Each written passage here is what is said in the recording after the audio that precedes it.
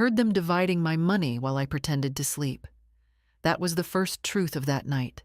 Sharp, humiliating, and as cold as the draft crawling under my living room door. At 78, people assume you sleep heavily. They assume your mind dulls, your senses fade, your awareness drifts into some soft cotton haze. Mine never did. If anything, age only sharpened my hearing, especially when it came to the voices of my own children. I lay still in my armchair, the old quilt drawn over me, my breathing slow and even. The lamp was off, the house quiet except for the faint hum of the refrigerator. And then I heard the key turning.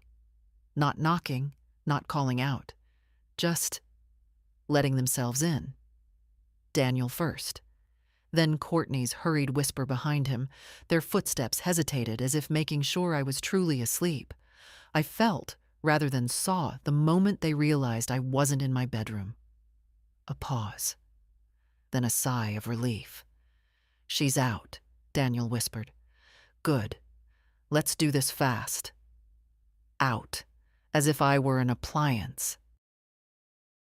My hand moved slowly under the quilt until I found the little recorder Jacob had given me last week. "For capturing old memories, Grandma." I pressed the button and kept my fingers on it, steady as a surgeon. The red light glowed faintly under the fabric. Courtney opened a drawer, the one where I keep my insurance papers. "She won't understand any of this," she murmured. "Helen barely remembers to lock her doors."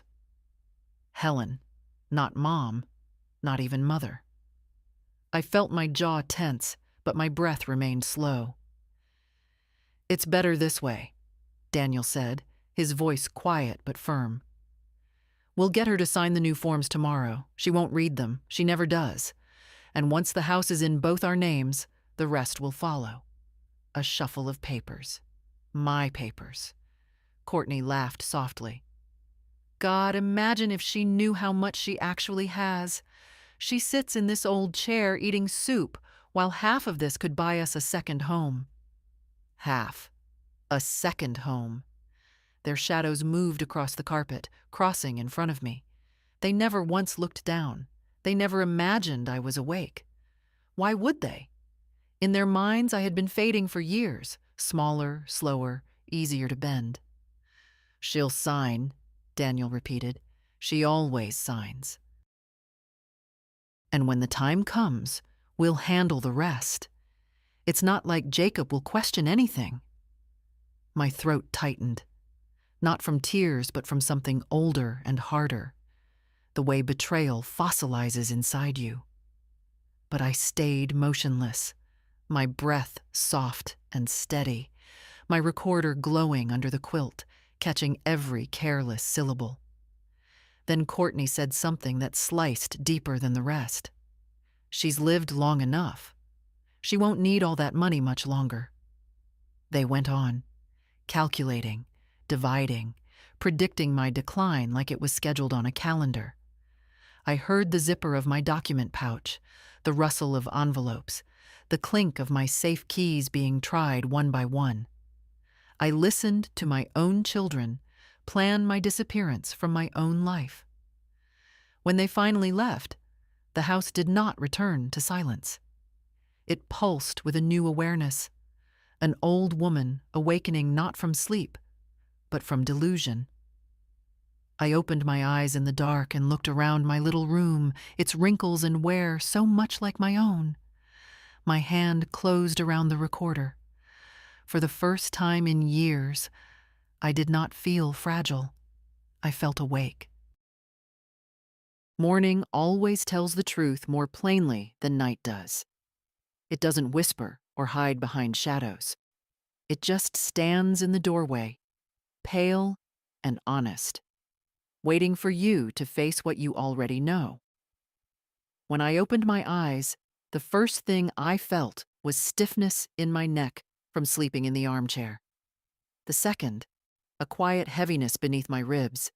Not fear, not sorrow, something flatter, colder, recognition. I folded the quilt carefully, the way I've done for 30 years, smoothing the worn corners. My hands didn't shake. That surprised me. They tremble when I read fine print or button a blouse, but not now. Not after hearing my own children divide my life like leftover cake. The kitchen was chilly, so I turned on the kettle and stood near it, letting the rising steam warm my face. My house has always been small, but in the morning light, it looked different, more fragile, as if it too had heard the voices slipping across the carpet in the dark. My husband used to say a home absorbs everything: love, arguments, secrets, hopes. Apparently, it absorbs betrayal as well. I made tea and sat at the small oak table. My mind didn't wander the way people expect an old woman's mind to wander. It went straight to the night before, dissecting each word as cleanly as a scalpel. She won't understand any of this.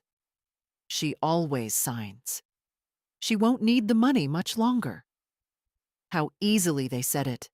How natural it was for them to plan around my absence while I was still breathing. The clock on the wall clicked softly, steady as a heartbeat. I glanced at it only once. I had no schedule for today, no errands, no appointments. But somehow, the hours ahead felt different, shaped, purposeful, like a road quietly unfolding. I wasn't sure yet where it led, but I felt myself stepping toward it. I took out the recorder from the pocket of my robe, a small silver thing, warm from being held all night. I set it gently on the table. It looked harmless, laughably so, but inside it held my children's voices, their whispers, their certainty that I was too dim to notice anything at all. I didn't press play. Not yet. I didn't need to hear it again to know the truth. Just then, a knock sounded on the door. Light, quick, familiar. Only one person in my life knocks as if he's afraid he might disturb the dust. "Grandma?" Jacob called. "You up?" I opened the door, and there he stood.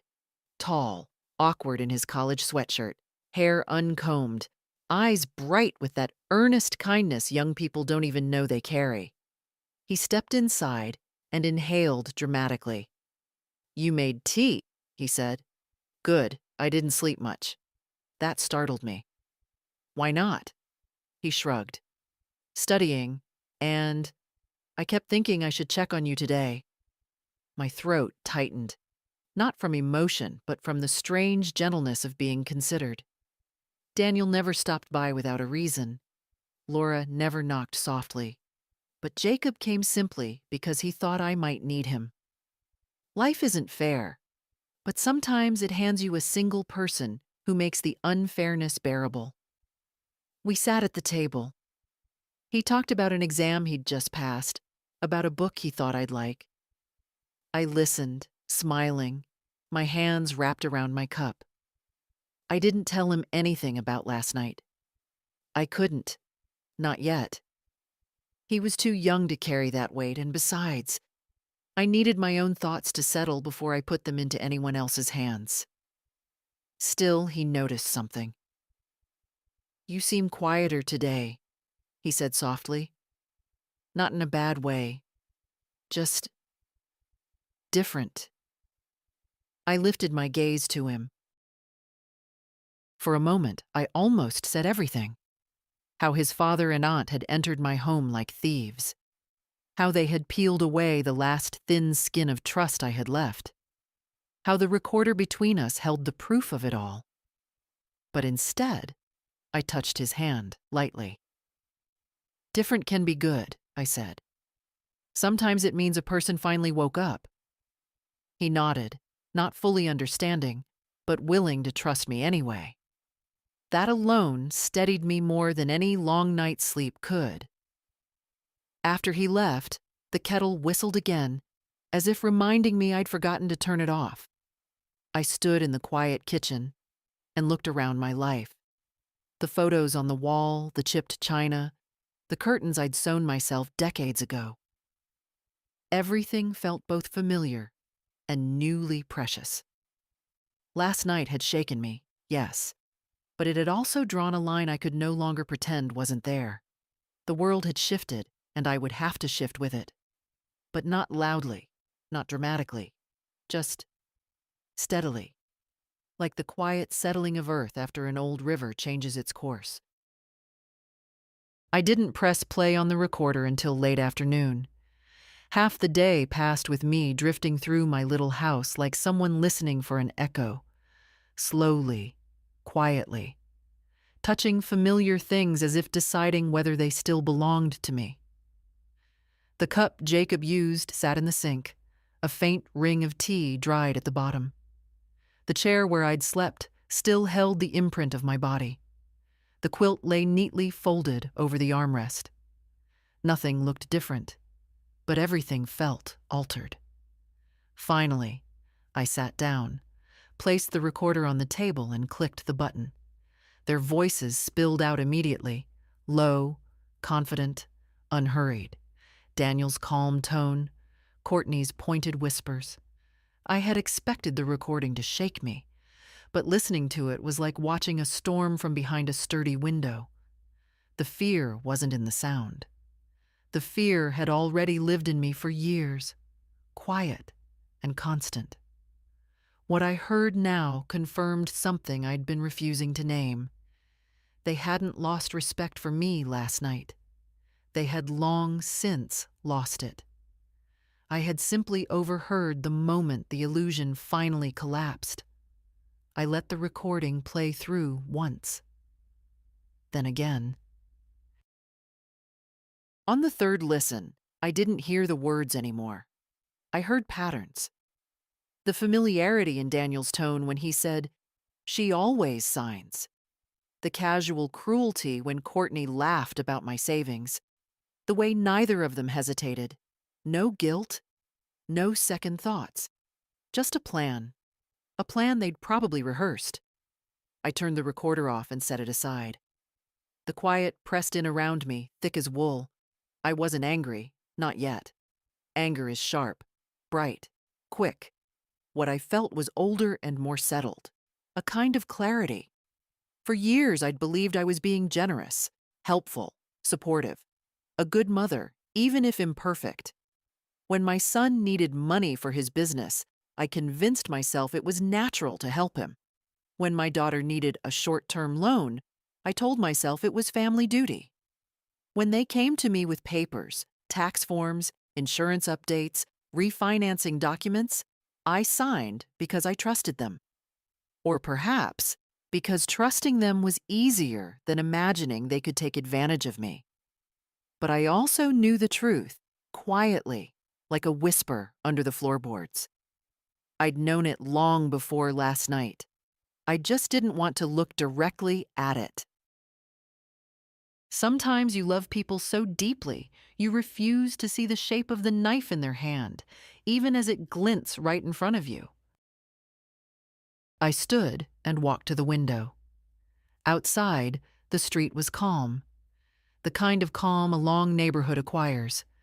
Cars parked in the same places, lawns aging with their owners, the breeze turning leaves without urgency. I'd lived here 50 years. I'd carried groceries through that door with my husband's warm hand on my back. I'd watched my children run down that sidewalk with scraped knees. I'd baked pies, shelved school drawings, mended shirts. I had built a life of small, steady things.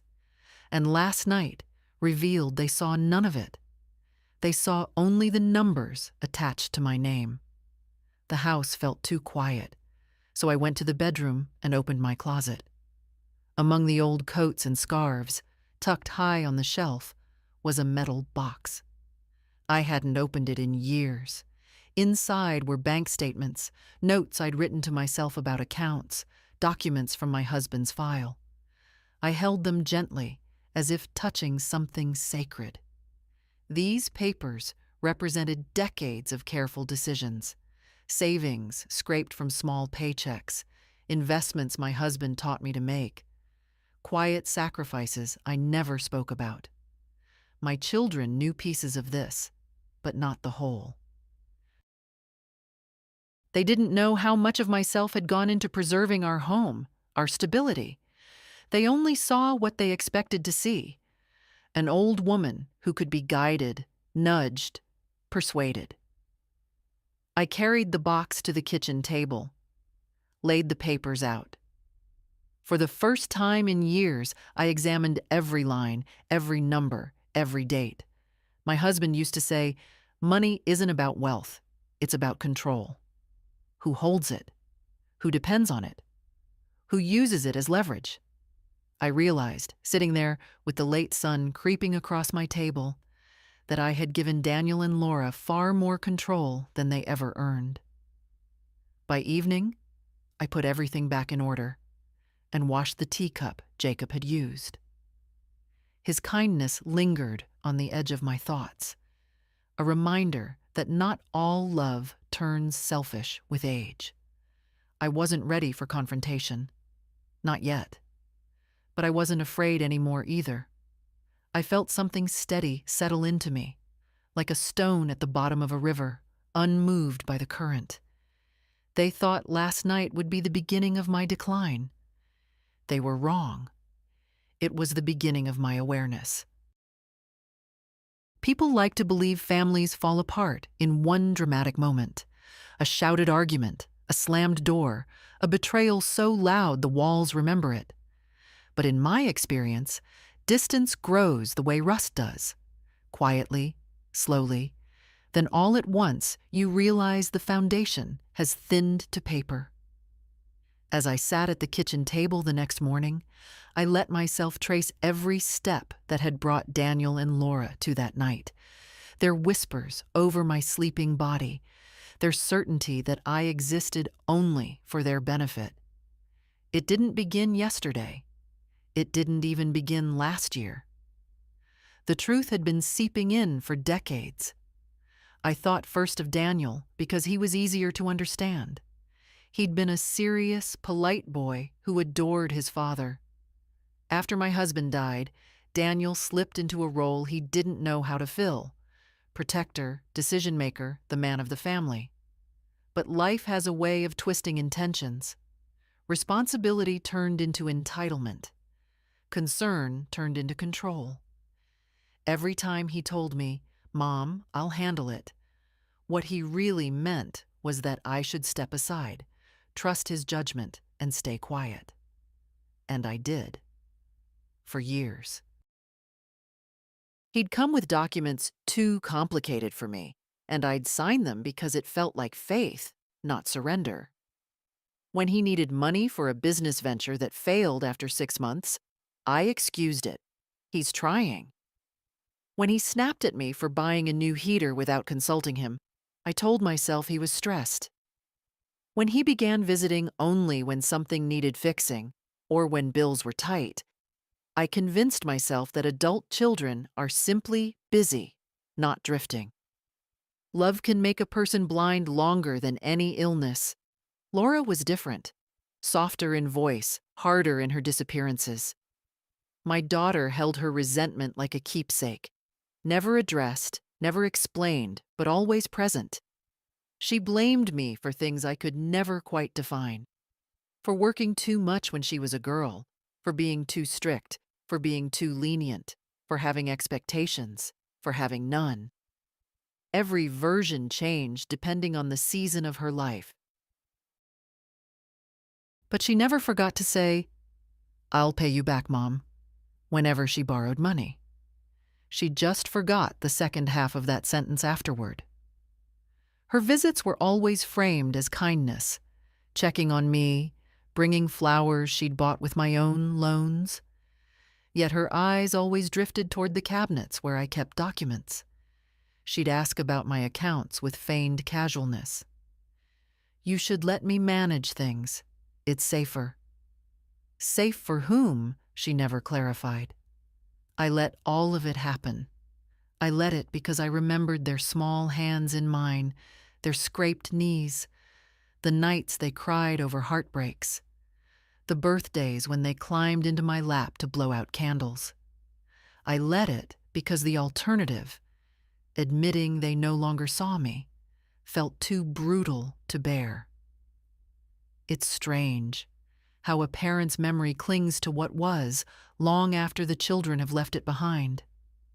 I looked around my kitchen then, its peeling paint, the old radio on the counter, the faded curtains I'd sewn before Laura was born, and wondered if these quiet rooms had noticed the shift before I had. Maybe the walls had heard their tone changing years before it reached my understanding. And yet, I didn't hate them. I didn't wish them harm. That would have been easier, perhaps. Hate offers direction, a target. What I felt instead was something heavier, the understanding that I had raised them with softness while forgetting to keep some of that softness for myself. People think old age weakens you, but I felt something strengthening in me. Something like a spine I had misplaced and finally rediscovered. Their betrayal wasn't new. It was simply undeniable now. I pushed the recorder aside and folded my hands in my lap. I knew I couldn't change the past, but I could refuse to repeat it. And that, for a woman my age, is its own kind of beginning. Daniel came by the next afternoon, the way a person comes to check whether a fragile object has cracked. He didn't call first. He seldom did anymore. He used to ring the bell politely in his youth, waiting for my, "Come in, darling." Now he let himself inside with the brisk confidence of someone who believed the house and the woman in it were simply extensions of his authority. "Helen?" His voice reached the hallway before he did. "Mom, you up?" Mom. The word sounded strange today. Too familiar for a man who had spent last night dividing my future like property lines. I was sitting at the kitchen table, sorting through a pile of mail I had already read twice. When Daniel walked in, he paused, studying my face with the practiced eye of someone searching for weakness. People talk about aging parents as if they are delicate china, ready to shatter at the slightest touch. But what they forget is that age teaches you how to survive cracks, not break under them. "You look tired," he said. "Rough night?" I lifted my eyes slowly, carefully. I slept, as I always do. A simple sentence, a true one, and he never imagined the depth beneath it. He sat across from me without waiting to be invited. He placed a thick envelope on the table, white, official-looking, too heavy with intent. I recognized the type. Insurance adjustment forms. Property updates. The kind he used to explain for me while sliding them under my pen. "Mom," he began gently, "there are some papers we need to go over. Nothing complicated, just routine updates." Routine. Yes, routine to him. Routine to the woman he imagined I still was. Compliant, trusting, unseeing. I folded my hands in my lap to keep them steady, not from fear, but from a rising steadiness that felt almost unfamiliar. "What kind of updates?" He gave a soft, dismissive smile. "Just some adjustments to make things smoother for you. Streamlined. You don't need to worry about the details." I held his gaze. "I like details, Daniel. They help me understand what I'm signing." The smile faltered. Not much, but enough. He cleared his throat, reached into the envelope, and pulled out a stack of papers clipped together. "These are for the homeowner's insurance, and these," he separated another set, "will ensure the house transitions properly. You know, when the time comes." There it was again. When the time comes. As if my expiration date were an item on his calendar. "Let me see them," I said calmly. He hesitated. Just half a second. But hesitation where there used to be confidence is a meaningful shift. He passed the papers to me, his fingers tapping against the table while I adjusted my glasses. I read every line, every word, every cleverly embedded clause. These weren't routine updates. They were structured transfers of authority, disguised under friendly legal phrasing. Subtle. Too subtle for someone who didn't read closely. But I read closely now. I set the papers down. This isn't insurance, Daniel. He blinked. What do you mean? This, I slid the stack back toward him, is a transfer of property rights. Partial now. Full later. Quietly phrased. Easily signed away. His face tightened, not with guilt, but with the irritation of someone whose plan was meeting unexpected resistance.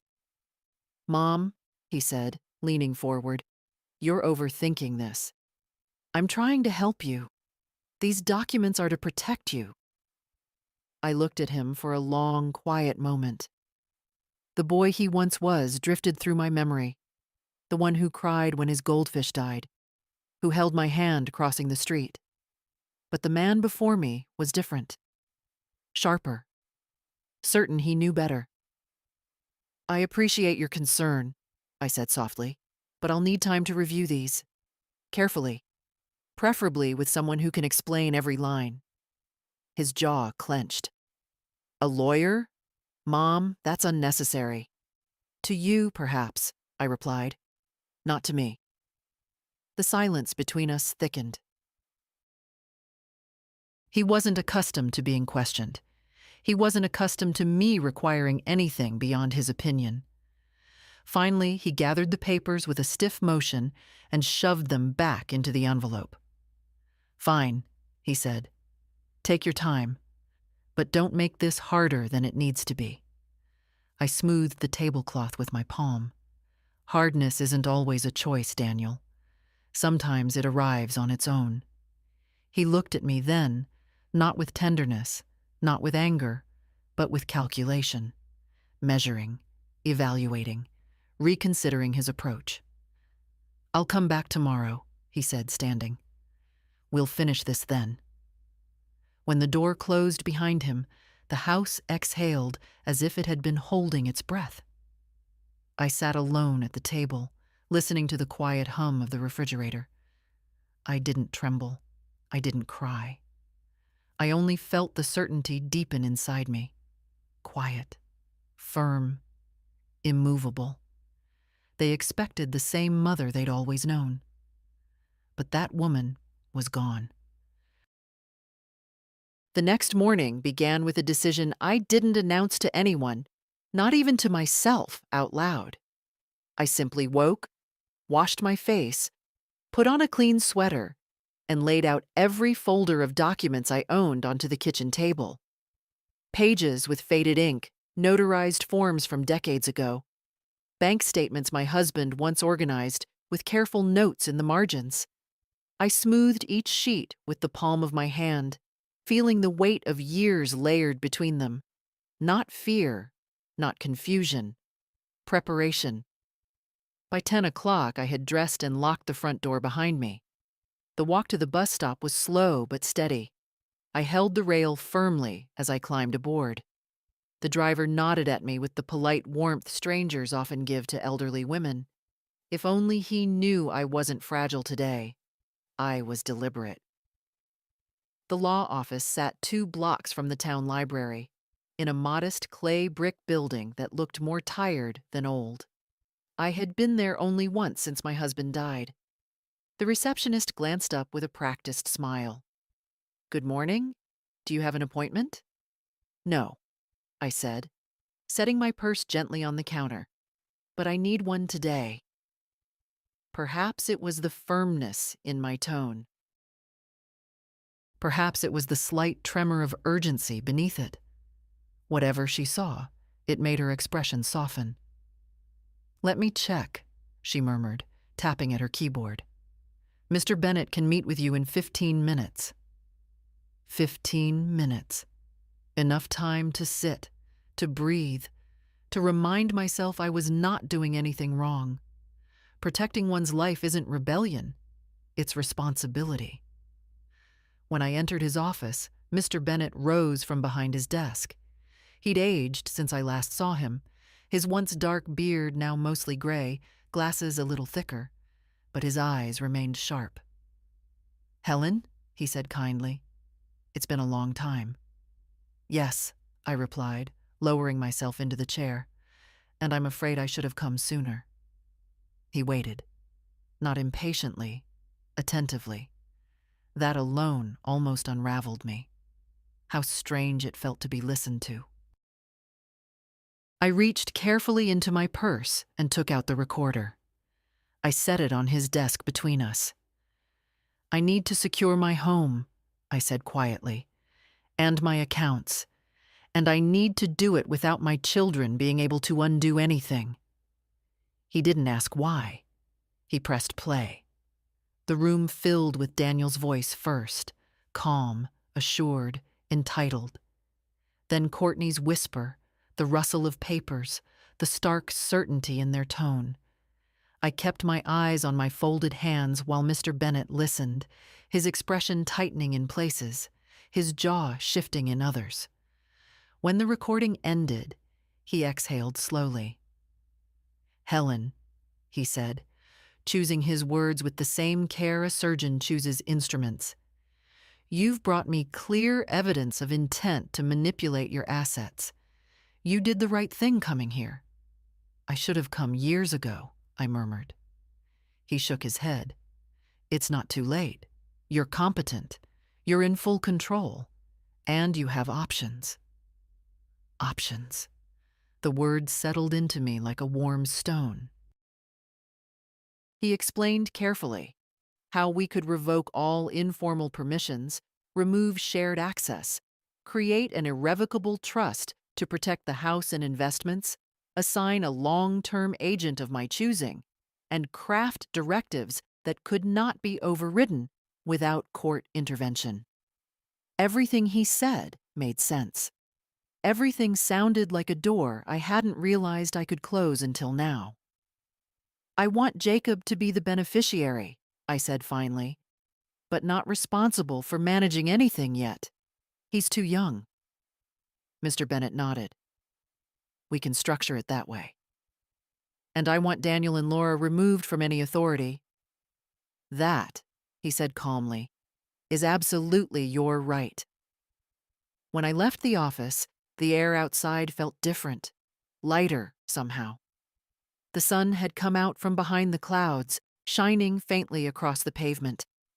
My steps were slow but steady as I walked back toward the bus stop. I didn't feel triumphant. I didn't feel vengeful. What I felt was something I hadn't touched in years, my own power, returning quietly to my hands. The next day I woke with a sense of clarity I hadn't felt in years. It wasn't excitement. Old women rarely reach for excitement. It was steadiness, the kind that comes when a long, slow pain finally earns a name and you decide to stop living under it. My breakfast was simple: toast, a boiled egg, tea. But even the act of eating felt different. Not rushed, not distracted. I wasn't wondering whether Daniel would stop by unannounced or whether Laura would call asking for a small favor. I knew exactly what I needed to do, and for once, it had nothing to do with anyone else's needs. On the table lay the list Mr. Bennett had drafted for me. Clear steps, neatly numbered, written in a hand both firm and patient. I read them twice before I began. First, I called the bank. The customer service line was slow, but eventually a young man answered. His voice was polite, cheerful in the way people are when they're trained to be. When I explained that I wanted to revoke all shared access and automatic withdrawals, his tone shifted into something more serious. "Of course, Mrs. Marwick, we can initiate that immediately. You will need to sign updated forms, but I've placed a temporary lock on every external authorization." Temporary lock. Those two words alone felt like a door closing behind me. quiet, final, merciful. I thanked him and hung up. Then I made the next call to my investment office. Another round of verifications, security questions, identity checks. I answered each calmly, surprising even myself. By noon, every account I owned had been cordoned off, as if I'd drawn a protective circle around my financial life. The house was next. I gathered the property documents, deed, tax records, old correspondence with the insurance company. My hands moved with purpose, sorting, stacking, identifying what needed to be included in the trust. These papers had once intimidated me. Now they felt like tools. Tools I had simply forgotten I knew how to use. I paused to rest, sitting in my armchair with a glass of water. The afternoon light filtered through the curtains in pale strips. Dust motes drifted lazily, unaware of the quiet revolution taking place beneath them. For years, I had allowed myself to live gently, to avoid conflict, to maintain peace. But gentleness is not the same as helplessness, and peace built on silence is not peace at all. By 3 o'clock, everything was gathered. I placed each stack into a folder, labeled, clipped, orderly. Then I walked to my bedroom and opened the drawer where I kept the emergency envelope my husband and I had created decades ago. Inside were the original versions of our will, photographs, and a note he'd written in his cramped handwriting. Don't let worry make your decisions for you. Let clarity do it instead. I touched the paper lightly. His absence still stung, but today it felt less lonely, more like guidance. I added the envelope to my stack and sat again, letting my breath settle. This quiet administrative work was the real turning point. Not the recording, not the betrayal, not even the visit to the lawyer. It was this moment, alone at my kitchen table, closing financial windows my children had used for years without asking whether they had the right.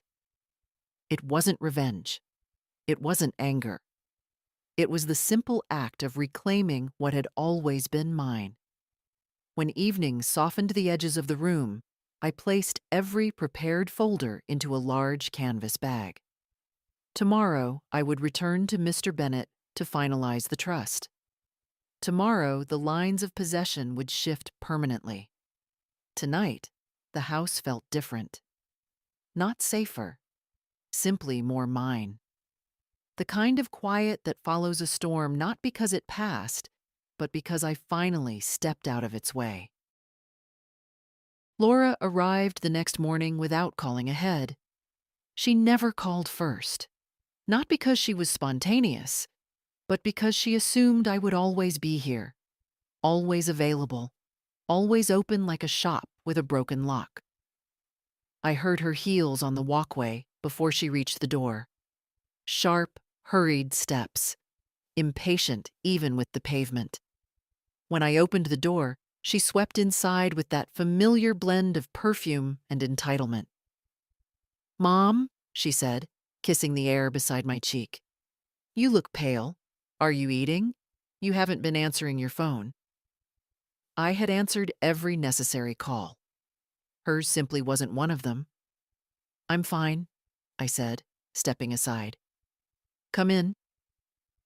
She glanced around the house the way people do when they're searching for evidence of neglect, of weakness, of anything that might support their narrative. Her eyes paused on the folders stacked neatly on the table. "What's all this?" she asked, already reaching for one. "Leave them," I said gently. "They're mine." She froze, just a flicker, then smiled in that practiced way she used when she wanted something. "Of course. I just worry, Mom. You really shouldn't handle complex paperwork on your own. You know how overwhelming it gets for you." "For you?" The emphasis was quiet, but unmistakable. "I manage," I said. She sat across from me, smoothing her skirt. Daniel said you were acting strange yesterday. He thinks you might be stressed or confused. I folded my hands on the table. Confused about what? She hesitated, studying me carefully. About your finances. About the house. About everything that needs to be arranged as you get older. There it was, not even wrapped in soft language this time. Laura, I said, I'm not confused. But she pressed on with the soft tone of a woman who believed her gentleness made her manipulations invisible. I know it's overwhelming, Mom. Aging is complicated, and you've been so generous all these years, helping me with the studio, helping Daniel with his business. Honestly, I don't know how you kept track of everything. That's why I think it's best if you let us manage things now. Manage, I repeated quietly. She smiled. Just to make life easier for you. Life easier for me. What an elegant phrase for taking control. I breathed in slowly. The air felt thick, like memories rising to the surface. I thought of every loan she never repaid, every promise she made, every time she said I should trust her judgment. Laura, I said, please tell me honestly, why are you here today? Her smile wavered. To help, Mom. You know that. I waited. Silence is a tool older women learn to use well. It unsettles those who rely on rehearsed lines. Finally, she sighed. Daniel said you were hesitating about signing some forms. He thinks something spooked you, so I came to reassure you. I don't need reassurance, I said softly.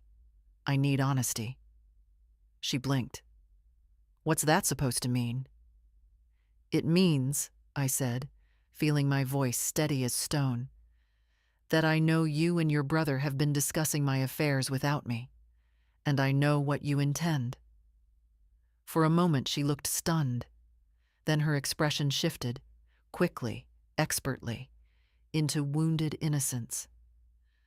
Mom, how can you think something like that? She whispered. We're your children. We only want what's best for you. She reached across the table, touching my hand. Her fingers were warm, but her grip had the tense urgency of someone trying to claim something slipping away. I didn't pull back.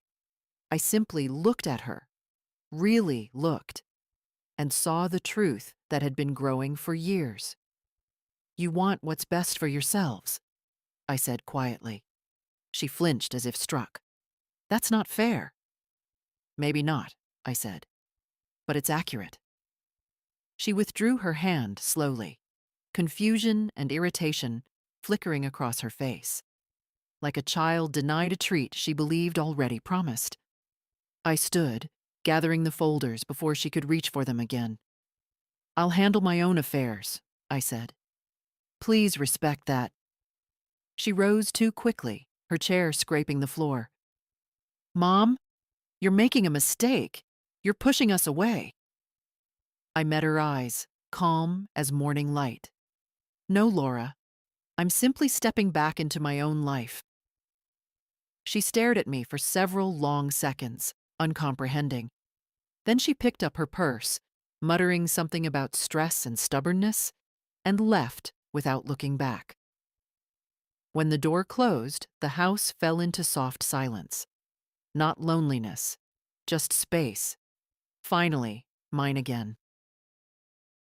Jacob showed up that evening without warning, the way only young people can, unburdened by the formality adults layer over every interaction. I heard his knock, softer than Laura's heels, gentler than Daniel's impatience. When I opened the door, he gave me a smile so honest it almost undid me. Grandma, he said, can I come in? He didn't ask out of politeness. He asked because he wanted to make sure I wasn't tired or upset or in the middle of something. Thoughtfulness like that is rare, especially in a world where even family often thinks only of convenience. Yes, I said. Come in, sweetheart.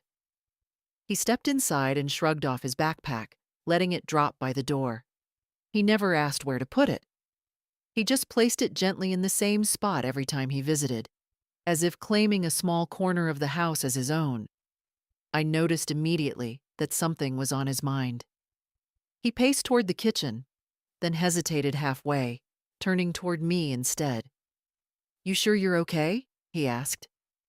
"I know you said you were, but I don't know. You seem different lately." Different? Yes, a word heavier than he realized. "I'm fine," I said softly. "Just thinking more these days." He nodded slowly, studying my face with a seriousness that didn't match his years. "Dad and Aunt Laura were acting weird today. Kinda tense. I thought maybe something happened."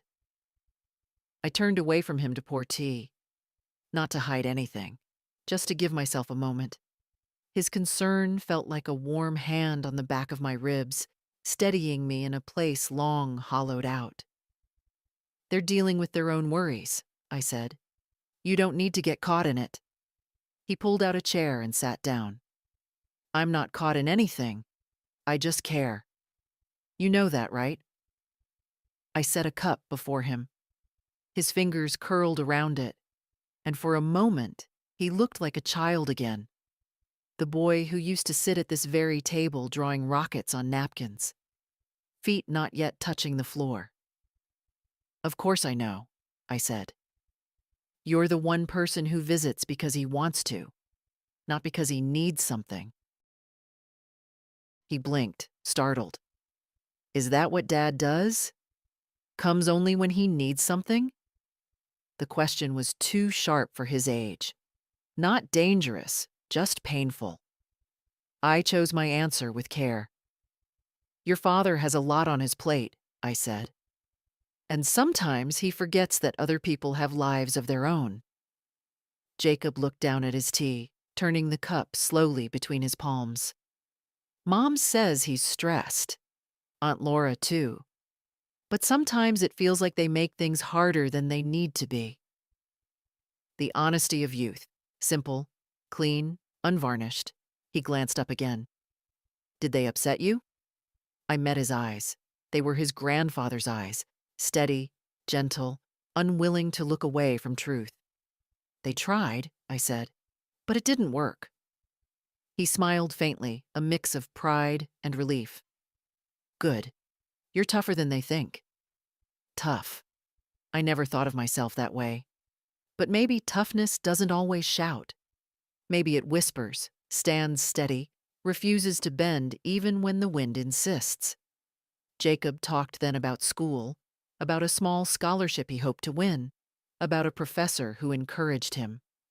I listened, nodding, offering the kind of small comments that show care more than any grand gesture.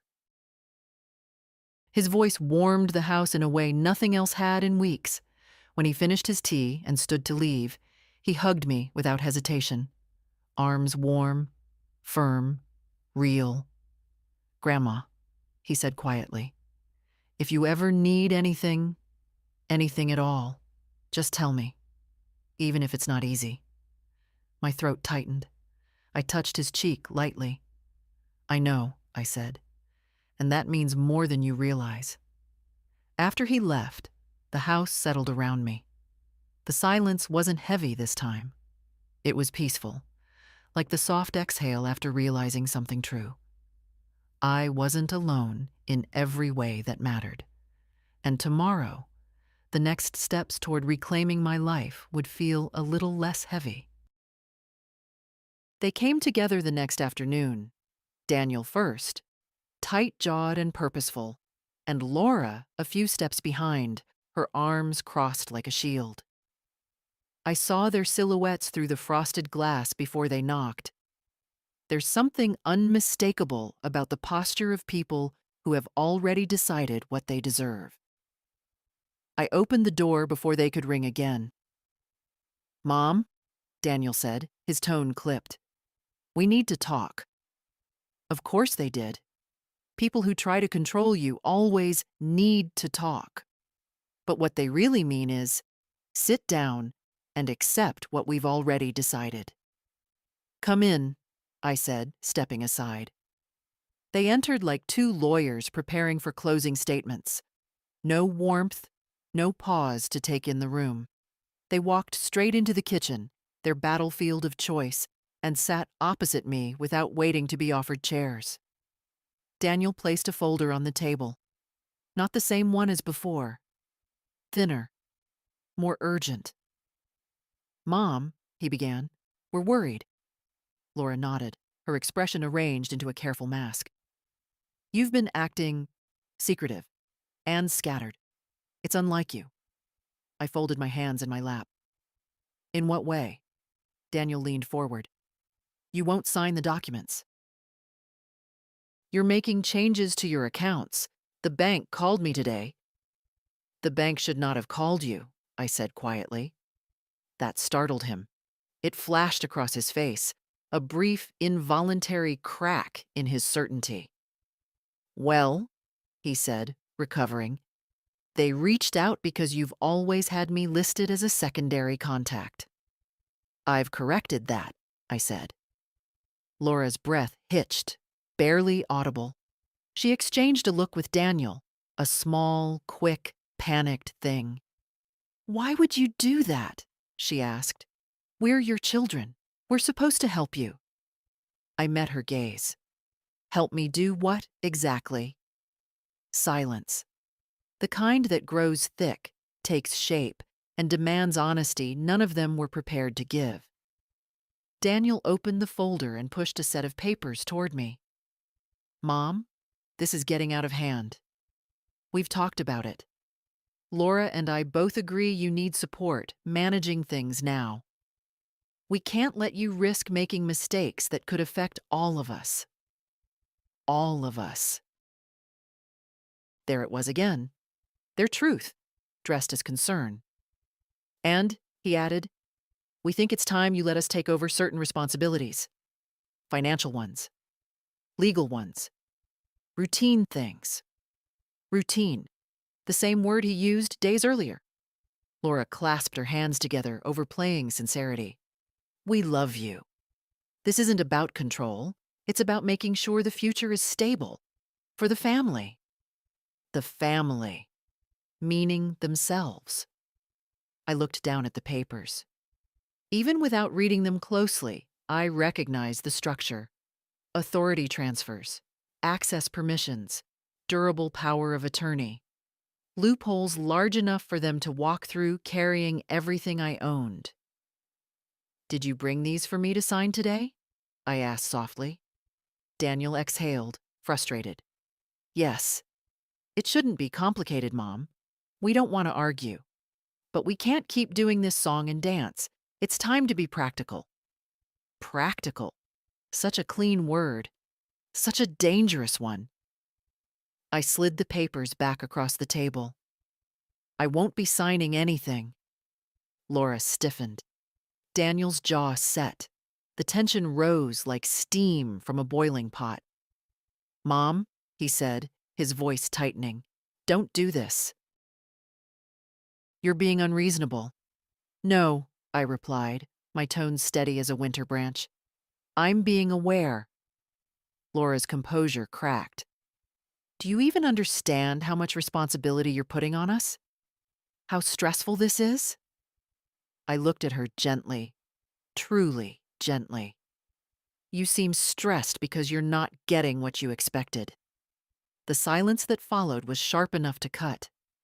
Daniel stood abruptly, the chair scraping backward. "Fine.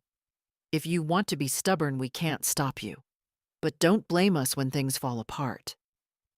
I rose too, slowly, carefully, but without the slightest tremor.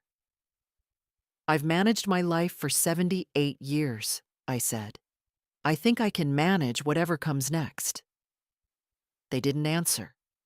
They simply gathered their folders, their indignation, their wounded self-righteousness, and walked out.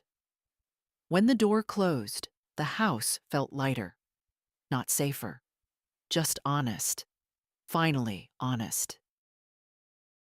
That night, after Daniel and Laura left, with their indignation bundled tightly around them. The house felt too still. Not empty, still. As if every room were holding its breath, watching me, waiting to see whether I would crumble or rise.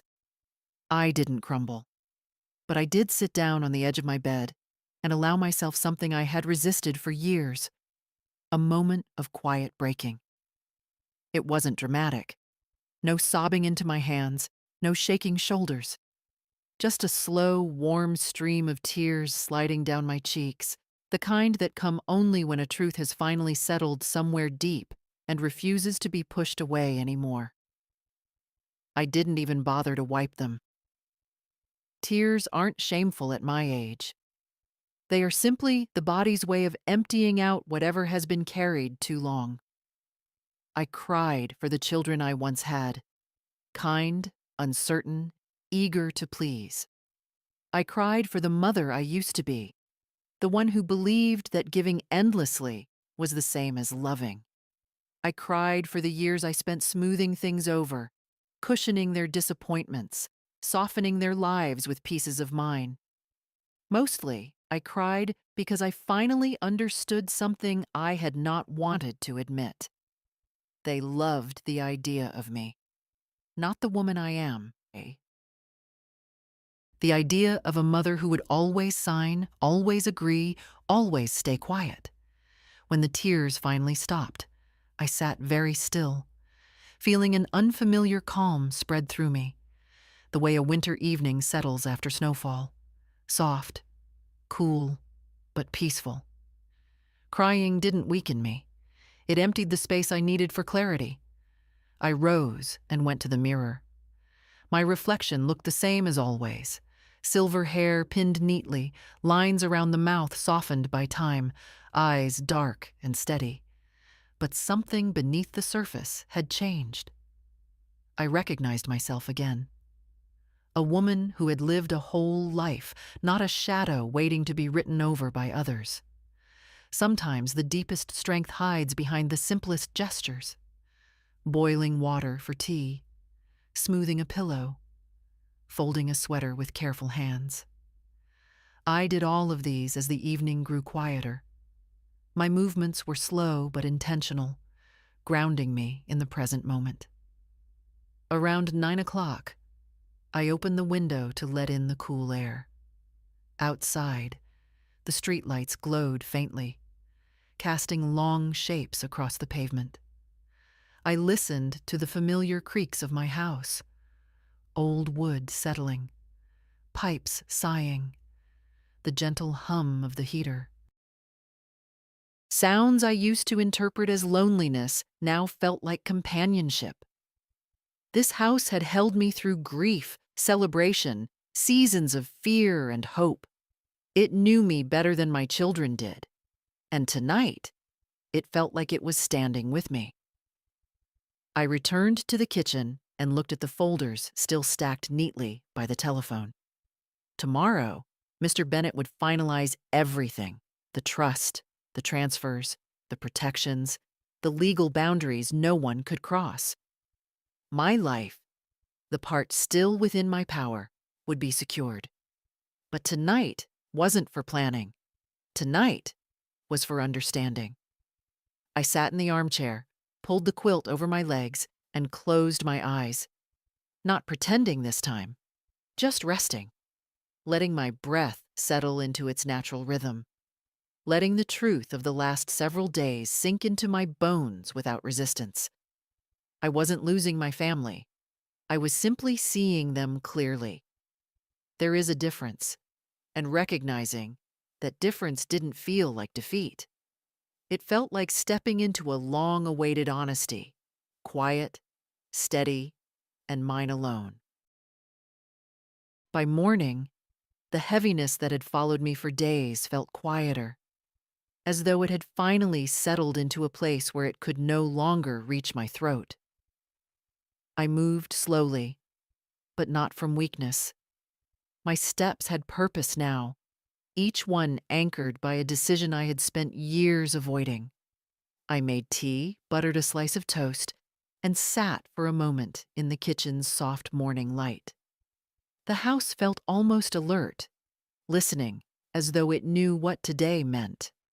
On the table lay the folders I had prepared, everything organized neatly, in the way my husband once taught me. If you understand your papers, you understand your life. For the first time in a long while, I felt that understanding returning. I dressed with care. Nothing grand, just my navy cardigan, the one that made me feel composed. I buttoned it slowly, smoothing the fabric over my ribs. It's strange how small acts take on meaning when your life shifts. A cardigan becomes armor. A folder becomes a shield. The taxi arrived on time. I stepped outside with my bag held close, the crisp air brushing my face. The driver helped me into the back seat, and we rode in silence. I watched the neighborhoods pass, children waiting for school buses, a couple walking their dog, teenagers half awake on bicycles. Life going on, unaware of the quiet battles fought inside other people's homes. Mr. Bennett greeted me with a nod that conveyed both respect and concern. He motioned me into the same office as before, and I took my seat without hesitation. "Are you ready?" he asked. "Yes," I said, and I meant it. He spread the documents across the desk in a methodical line. Trust papers, updated directives, property protections, revocation forms. Each sheet represented a barrier, a wall built carefully between my autonomy and the hands that had tried to close around it. "We'll start with the trust," he said. "Your home will be placed in it immediately. No one, not Daniel, not Laura, can contest it without a court challenge, and given your capacity, they will not succeed." Capacity. A clinical word, but today it felt like a victory. The simple recognition that I was still fully myself. He walked me through every section with patience, letting me breathe between explanations.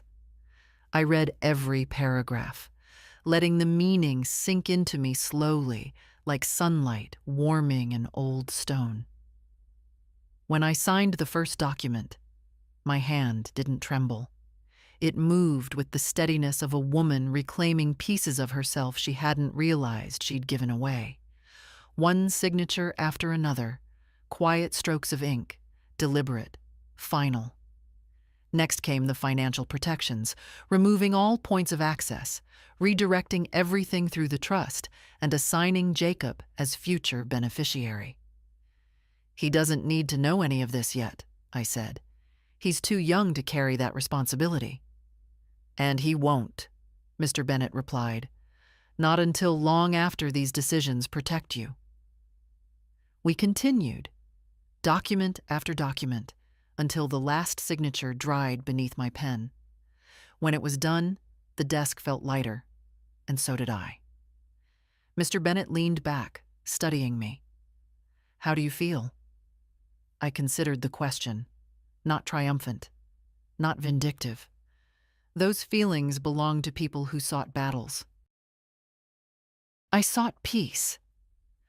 "I feel," I said slowly, "as though I've finally stepped into my own life, instead of letting other people make room for themselves in it." He smiled, gently, respectfully, and closed the folder. Outside, the afternoon sun had brightened the street. The wind was cool, but not harsh. As I walked toward the taxi, my bag tucked under my arm, I felt something I hadn't felt in years. Safety. Not the kind given by others. The kind built by my own hands. When I reached home, the house greeted me with its familiar creaks.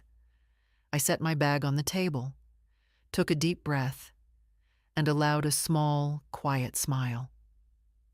The important work was done, and the rest, the reckoning, the truth, would come in its own time. I didn't ask my children to come. I didn't call or hint or suggest. I simply sent a message to our family group chat. The same one they used to arrange holidays without including me. Come by tomorrow afternoon. I have something to discuss. Just one sentence. No explanations. They arrived tense, suspicious, bracing for confrontation. Guilty people always do. Daniel came in first, shoulders squared as if preparing for a negotiation. Laura followed, clutching her purse tight, avoiding my eyes at first. They both paused when they saw Jacob sitting at the table, sipping tea. You invited him? Daniel asked sharply. I invited everyone, I said. Jacob set his cup down gently. Dad, I can leave if you want. No, I said, and my voice was steady enough to make them all look at me. You're here because you care. That's reason enough. I didn't ask anyone to sit. I simply walked to the sideboard drawer, opened it, and took out the recorder. The same one they'd ignored while they whispered over my supposed sleep. I placed it on the table. Daniel's face changed instantly. First confusion, then recognition, then alarm so sharp it flickered across him like a shadow. Laura swallowed hard, her throat moving visibly. What's that? She asked, but she already knew. I pressed the button. The room filled with the sounds of that night, the door opening, their hushed voices, the rustle of documents. Courtney's laugh, sharp as broken glass, Daniel's calm, calculated tone. Their words, every one of them, spilled into the kitchen with unforgiving clarity. Jacob stared at the table, jaw clenched. Laura pressed a hand to her mouth. Daniel went pale. Turn it off, he snapped. I will, I said quietly, after it finishes. They shifted in their chairs, unable to look at me, unable to stop hearing themselves. You can't expect her to understand any of this. She's getting older. She signs whatever we give her. She won't need the money much longer. We'll handle everything when the time comes. The recording ended. The silence that followed was deep enough to hear the refrigerator hum, the faint tick of the wall clock, the trembling breath Laura tried to hide. Mom, Daniel began, voice strained. That wasn't... You're taking this out of context. I felt something inside me settle, something that had been restless for years. I'm not taking anything, I said calmly. These were your words, your intentions, spoken in my home. It was just talk, he said. You misunderstood. I looked at him, truly looked. I was awake. He flinched. Laura lowered her hand from her mouth. Mom, we just wanted to protect you. By dividing my money? I asked softly. By planning to take my house? By speaking of my death as if it were a scheduling inconvenience? She didn't answer. Tears gathered at the corners of her eyes, but they weren't the kind born of remorse, more the shock of being seen clearly for the first time. Daniel stood, pacing.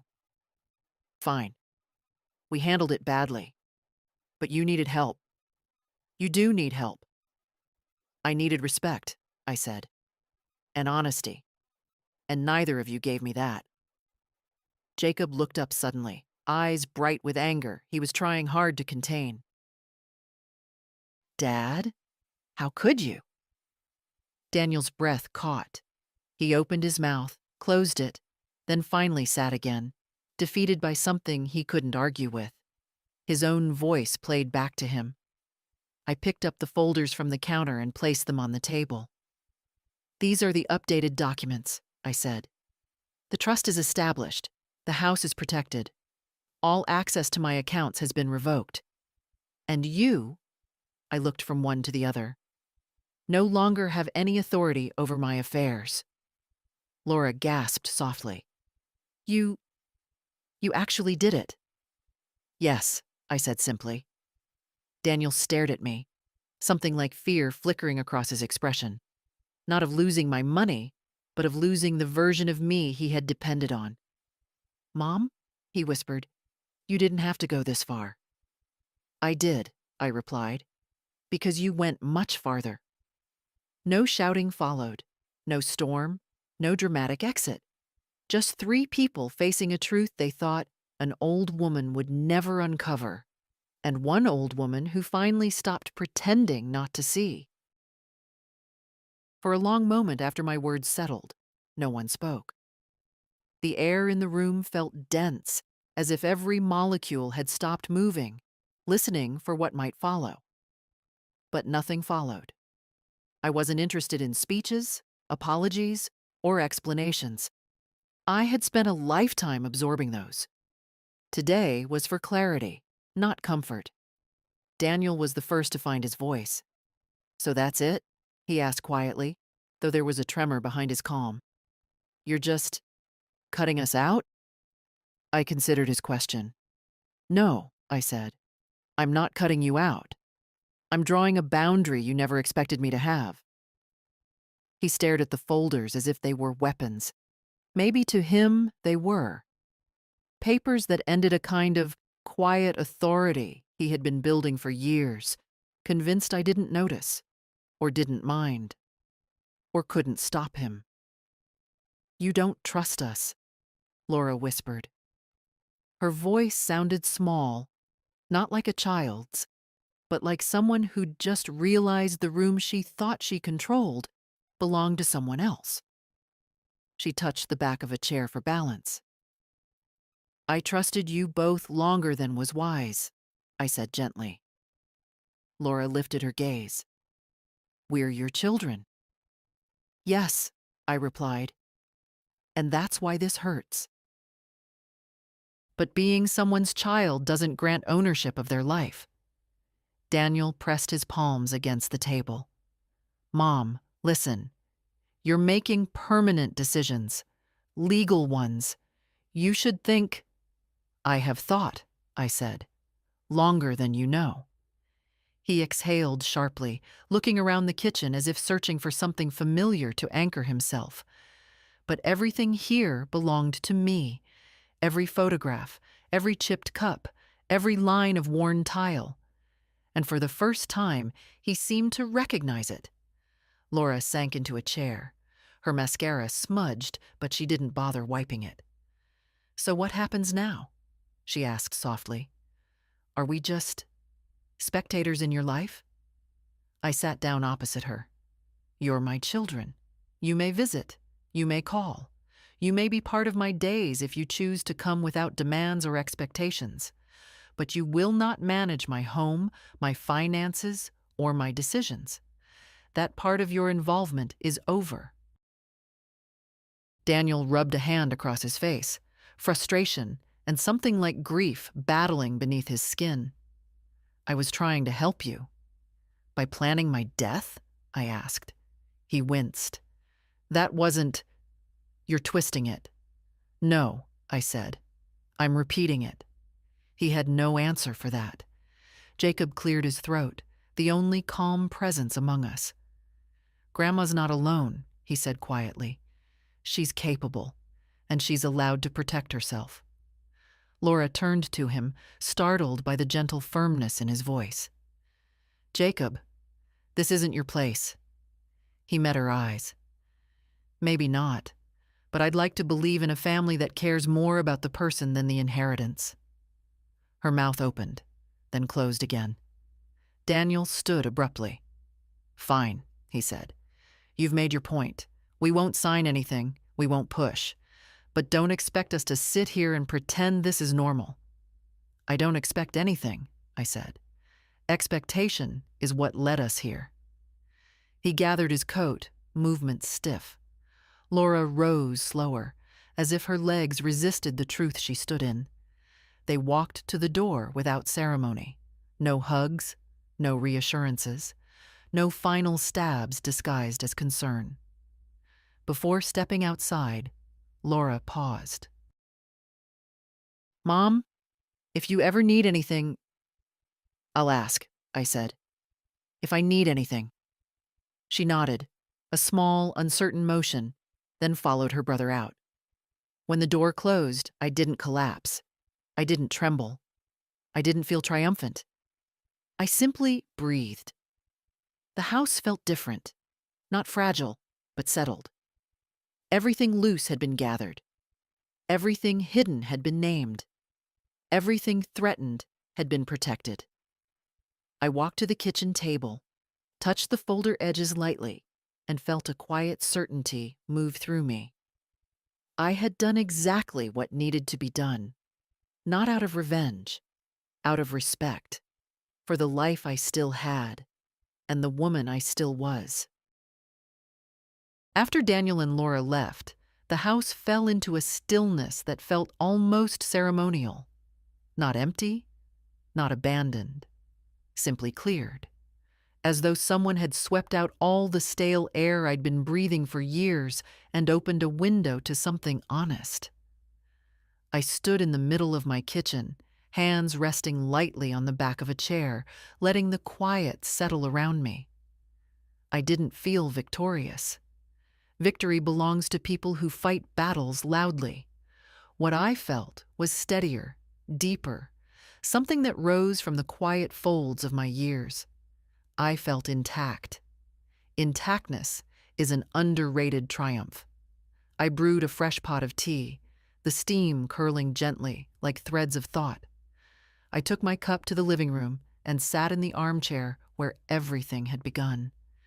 The same place where I'd pretended to sleep while my children divided my life. The quilt lay over the arm just as it had that night, soft and worn from a lifetime of use. I pulled it across my lap. The house breathed with me, wood settling, pipes humming, wind brushing the windows. Familiar sounds. Loyal sounds. Sounds that had never once lied to me or asked for what wasn't theirs. I closed my eyes for a moment. Not from exhaustion. No, I wasn't tired. I felt more awake than I had in years. Awake in the way a person becomes when she finally stops walking with her head bowed and instead lifts her gaze to see the path as it is, not as she'd hoped it might be. The past week ran through me in slow, steady pieces. The recorder, the whispers, the lawyer's firm patience, Jacob's kindness, the tears I'd allowed myself, the signatures that returned my life to my own hands, and finally, the reckoning in my kitchen. My children hearing their own voices as if for the first time. They had not apologized. I hadn't expected them to. Remorse requires humility, and humility was something neither of them had practiced in a long time. But something had shifted in them. I saw it in the way Daniel's shoulders lowered when he realized he no longer had a claim on my decisions. I saw it in the way Laura hesitated at the door, uncertainty flickering through her practiced composure. Something had cracked. Not necessarily for my sake, but perhaps for their own. Sometimes truth plants seeds in the dark that take years to sprout. Maybe this was one of those seeds. I sipped my tea slowly, savoring its warmth. Age teaches you to appreciate warmth wherever you find it. In a cup, in a quiet room, in the steady knowledge that you have protected yourself without becoming hard. Strength doesn't need sharp edges. Sometimes it is found in gentleness that no longer bends. The sun shifted across the floor, lighting the stack of papers on the coffee table. My trust documents, my directives, the legal confirmations of the life I had reclaimed. For a moment, I touched the top page with the tip of my finger, grateful not for what I owned, but for the simple fact that it was mine. My phone chimed. A message from Jacob. Just checking on you. Love you. I smiled, small and real. Not everything had been lost. Not every bond had frayed. Life rarely hands you perfection, but sometimes it hands you one person who reminds you that love can still be clean. I typed back, I'm all right, dear.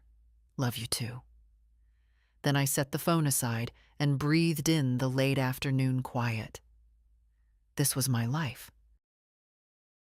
Not the version others wanted to mold, not the diminished shadow they expected me to slip into, but the one I had chosen, steadily, decisively, in the full light of day. People think old age means shrinking, but the truth is simpler. Old age means choosing what matters and setting down what does not. And I, Helen Marwick, 78 years old, still steady in my chair, had finally chosen myself. I looked toward the window, where the branches swayed in the breeze, and felt the soft, grounded certainty of someone who has survived more than anyone realized. I am still here. I am still whole. And that is enough. If you have a story of your own, one you've held quietly, one that deserves to be heard, share it. Your voice matters more than you think.